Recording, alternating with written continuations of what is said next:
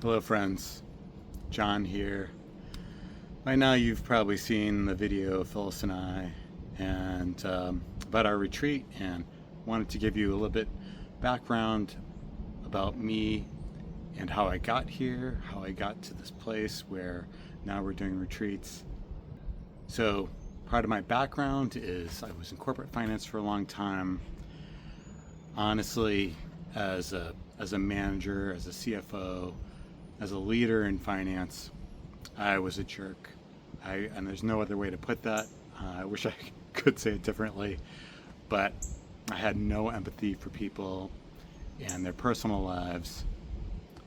And that was all coming from the programming that I bought into.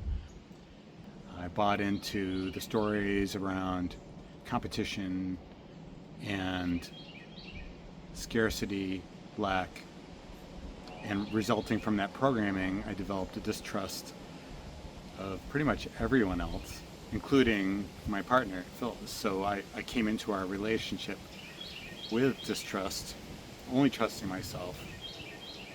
When you're in a state of distrust, you are unable to be vulnerable. You are unable to be in trust. One of the things we get to through play, vulnerability, and trust is this state of joy, which is your brand of joy as a couple. And so over the course of the last 10 years or so, maybe 13 now, I've been on this journey with Phyllis, becoming more vulnerable over a lot of conversations and work. And the journey is worth it, I have to say. So that's part of the idea of the retreat being the springboard where we explore, we play, we have gentle play, and we get to vulnerability and trust through that play. One of the things that I've come to understand is that the journey starts with courage. And if you can be brave enough to hold that space for yourself and know that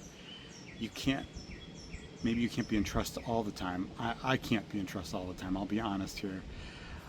But if you can get to a belief that there's something bigger out there, that you can trust the process.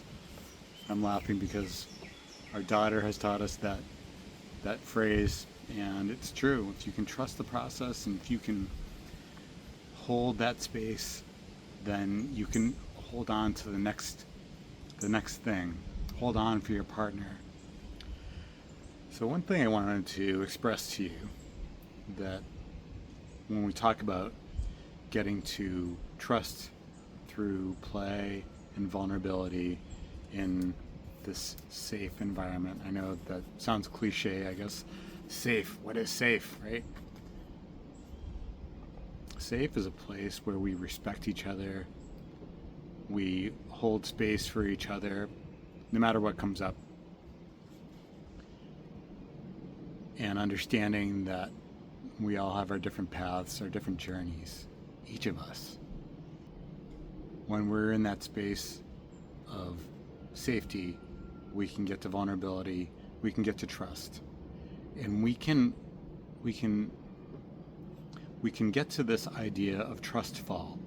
That is the figurative idea of trust fall, and that we're not going to be doing those things that you might have heard of on corporate retreats, where you may catch someone or you may not. I bet there are some good bloopers and maybe some injuries, but we get to trust fall, which means each partner has complete trust in each other. And that may not be all the time, that may not be 100%, but when you feel it, it is such a treasure. That's what I wanted to say is a possibility from this retreat, this springboard. Getting to trust fall with each other. So maybe you view this as an opportunity for you and your partner. If some of this resonates with you, or all of it resonates with you, Again, we would love to see you. We would love to have you part of it, be part of it, be part of this community that will come from the retreat. Thank you for your time. I hope to get to know you better.